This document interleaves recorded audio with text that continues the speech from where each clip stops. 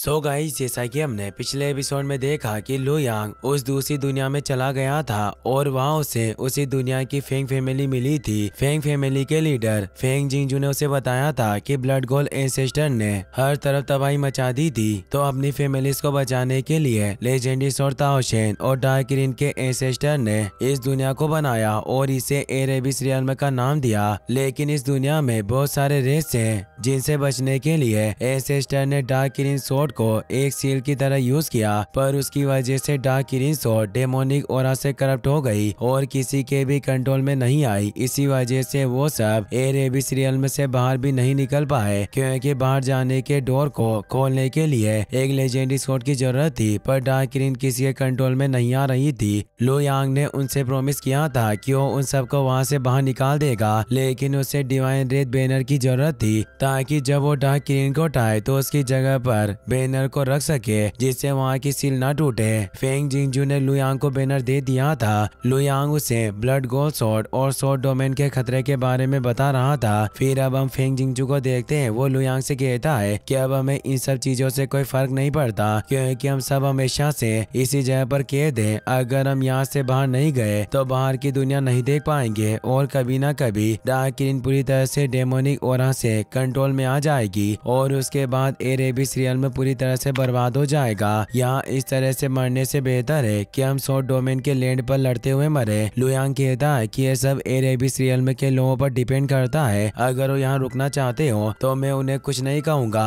और अगर वो यहाँ से बाहर जाना चाहेंगे तो मैं उन्हें अपने साथ ले जाऊंगा। अब आप मुझे लिन फैमिली के पास ले चलो, क्योंकि नाइन्थ एबिस के डेमोनिक ऑरा को खत्म करने के लिए मुझे लिन फैमिली से लेजेंडरी स्वॉर्ड डार्क ग्रीन का गाइडिंग आर्ट सीखना होगा, ताकि उसकी मदद से मैं डार्क ग्रीन को कंट्रोल कर सकूं। फेंग जिंगजू लू यांग को लिन फैमिली के मिशन पर लेकर जाने लगता है। तभी चेन फैमिली के दो मेंबर्स उनके सामने आ जाते हैं। उन्हें देखकर फेंग जिंगजू चौंक जाता है। वो पूछता है कि चेन युक्सिंग और चेन यू है, तुम यहाँ क्या कर रहे हो? युक्सिन पूछता है कि तुम्हारे साथ ये मार्शल आर्टिस्ट कौन है? फेंग जिंगजू कहता है कि यह बाहरी दुनिया से आया है और इसका नाम लू यांग है। इसने मुझसे प्रॉमिस किया है कि ये एयर एबिस रियल्म से बाहर निकलने में हमारी मदद करेगा। चेन यू कहता है कि हमने इतने वक्त से बाहरी दुनिया से कांटेक्ट नहीं किया है और अब हमारा उनसे कोई लेना देना नहीं है। युक्सिंग कहता है कि तुम सही कह रहे हो, एयर एबिस रियल्म के लोग इस जगह को छोड़कर कहीं नहीं जाएंगे और हम तुम्हें भी इस रियल्म से कहीं नहीं जाने देंगे, क्योंकि हम सब यहीं पैदा हुए हैं और सब यहीं मरेंगे। ये कहकर वो दोनों अपने पावर एक्टिवेट कर लेते हैं। युक्सिन लू यांग पर अटैक कर देता है, लेकिन लू यांग अपने एक ही अटैक से युक्सिन को दूर फेंक देता है, जिससे उसे बहुत चोट आती है। उसे देखकर चेन यू सोचता है कि ये एक ब्लेड मास्टर है और मैं कुछ भी करके इसका सामना नहीं कर पाऊंगा, लेकिन बेहतर होगा कि मैं यहाँ से भाग जाऊं। वो फेंग जिंगजू से कहता है कि तुमने एक ब्लेड मास्टर को एयर एबिस रियल्म में लाकर बहुत बड़ी गलती की है और अब तुम्हें इसकी सजा मिलकर रहेगी। चेन यू युक्सिंग को लेकर वहाँ से चला जाता है। फेंग जिंगजू कहता है कि तुम उनकी फिक्र मत करो, तुम सिर्फ फ्रंट साइड में चले जाओ, कुछ वक्त बाद तुम लिन फैमिली के मिशन में पहुंच जाओगे। लू यांग उड़कर वहां से चला जाता है और कुछ वक्त में लिन फैमिली के मिशन में पहुंच जाता है। वो लिन फैमिली के लीडर को सारी बातें बताता है, तो लीडर उसे डार्क ग्रीन का गाइडिंग आर्ट दे देते हैं और उसे अपने साथ एक रूम में ले जाते हैं। वो कहते हैं कि तुम बहुत ही ज्यादा टैलेंटेड हो, मुझे नहीं लगता कि लेजेंडरी स्वॉर्ड डार्क ग्रीन के गाइडिंग आर्ट को सीखने में तुम्हें ज्यादा वक्त लगेगा। तुम इस रूम में रहकर अपना कल्टिवेशन पूरा कर सकते हो, यहाँ तुम्हें कोई भी परेशान नहीं करेगा। लू यांग उन्हें थैंक्स कहता है और बैठकर गाइडिंग आर्ट को कल्टिवेट करने लगता है। कुछ वक्त बाद चेन फैमिली का ब्लेड मास्टर चेन ली और चेन फैमिली के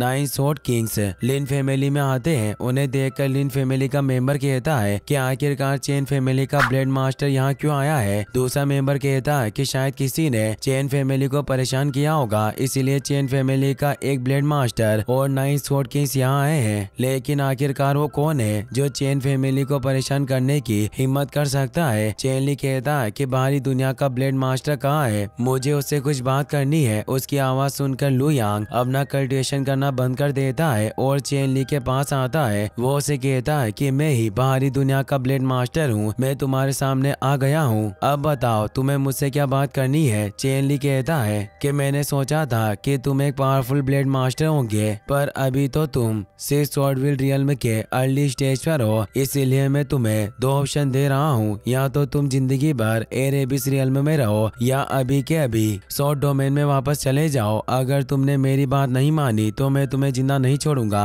लुयांग कहता है कि मैं अपनी मर्जी से एरेबिस रियल्म में आ जा सकता हूँ, मुझे यहाँ आने के लिए तुमसे परमिशन लेने की जरूरत नहीं है। चेन ली कहता है कि मैं तुम्हें जाने का मौका दे रहा हूँ, अगर तुम यहाँ से नहीं गए और मैंने तुम्हारे ऊपर अटैक कर दिया तो तुम अपंग बन जाओगे और तुम्हें जिंदगी भर यहाँ रहना पड़ेगा। लुयांग कहता है कि तुम जैसा बेवकूफ मुझे अपंग बनाने की बात कर रहा है। यह बात सोचकर ही मुझे हंसी आ जाती है। अफसोस की बात है कि तुम मेरा मुकाबला करने के लायक नहीं हो। इससे चेन ली को बहुत गुस्सा आता है। वो अपनी स्वॉर्ड फोर्स से उस पर अटैक करता है, पर लुयांग आसानी से उसके अटैक से बच जाता है। वो अपनी लेजेंडरी स्वॉर्ड ताओशेन की मदद से एक फॉर्मेशन एक्टिवेट करता है, जिसकी फोर्स की वजह से चेन ली पीछे हो जाता है। ताओशेन को देखकर चेन ली और लिन फैमिली के लीडर भी चौंक जाते हैं। चेन ली कहता है कि तुम्हारे पास लेजेंडरी स्वॉर्ड ताओशेन है, आखिरकार तुम कौन हो? लुयांग कहता है कि मैं स्वॉर्ड डोमेन के वेस्ट डोमेन की लो फैमिली का मेंबर्स हूँ। मैं एक हेवनली चाइल्ड और स्वॉर्ड गॉड का वंशज हूँ, जिसे यांग स्वॉर्ड चाइल्ड के नाम से जाना जाता है। क्या ये सब सुनने के बाद भी तुम मुझे एरेबिस रियल्म के लोगों को यहाँ से बाहर ले जाने से रोकोगे? ये सब सुनकर चेन ली डर जाता है और कहता है कि आप ये कैसी बात कर रहे हैं? मैं आपका फैसला कैसे बदल सकता हूँ? आप जो चाहे वो कर सकते हैं। लुयांग फेंग और लिन फैमिली के लीडर से कहता है कि डार्क किरीन स्वॉर्ड मिलने के बाद जो लोग एरेबिस रियल्म से बाहर आना चाहे वो सब मेरे साथ चल सकते हैं। ये कहते ही लुयांग वहाँ से टेलीपोर्ट हो जाता है, जिससे चेन ली चौंक जाता है और इधर उधर देखने लगता है। लुयांग उसके पीछे आकर उसे कहता है कि अगर तुम्हारी चेन फैमिली ने फिर से फेंग या लिन फैमिली को परेशान करने की कोशिश की या दूसरे लोगों को यहाँ से बाहर जाने से रोका तो मैं तुम्हें जिंदा नहीं छोड़ूंगा। चेन ली कहता है कि आप ये कैसी बात कर रहे हैं? मेरी इतनी हिम्मत नहीं है कि जो मैं आपका ऑर्डर नहीं मानूं। आप जो चाहे वो कर सकते हैं और मैं हमेशा आपका साथ दूंगा। यह सुनकर लुयांग वहाँ से चला जाता है और उसी एशियन रूइन वाली केव में आ जाता है। उस केव को देखकर लुयांग कहता है कि वही केव है जिसके बारे में डेड ने मुझे बताया था। अचानक ताओशेन स्वॉर्ड एक्टिवेट हो जाती है और लुयांग को केव की तरफ ले जाती है। वहाँ उसे उसी फ्रूट का ट्री मिलता है जिसके बारे में लू शेनटोंग ने उसे बताया था। उसे देखकर लुयांग कहता है कि डार्क किरीन एक डीमन बन गई है और अब उसे कंट्रोल करना इतना आसान नहीं होगा। इस फ्रूट को खाने से मेरा कल्टिवेशन और पावर बढ़ेगी, जिससे मुझे डार्क किरीन को कंट्रोल करने में आसानी होगी। लुयांग एक फ्रूट को लेकर खा जाता है और बैठकर कल्टिवेशन करने लगता है। 3 दिन तक लगातार कल्टिवेशन करने के बाद उसकी पावर बढ़ जाती है और वो केव में आगे बढ़ता है। आगे जाकर ताओशेन अपने आप एक्टिवेट होकर अपनी जगह पर चली जाती है जहाँ वो बहुत सालों पहले रहती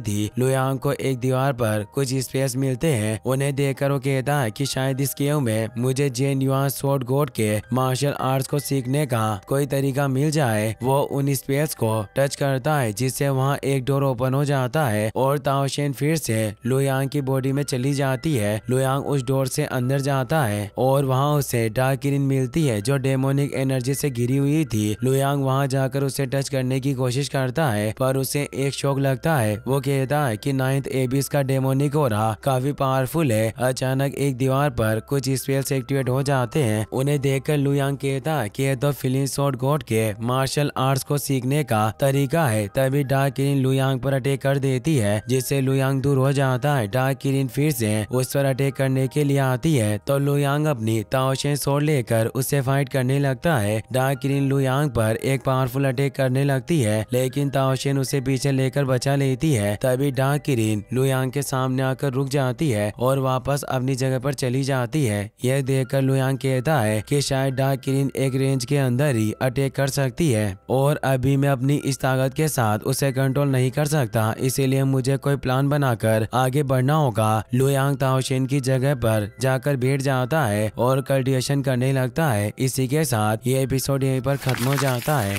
गाइस, अगर आपको वीडियो पसंद आया हो तो इस वीडियो को लाइक करने के साथ साथ चैनल को सब्सक्राइब जरूर कर लेना। मिलते हैं नेक्स्ट वीडियो में। Thanks for watching.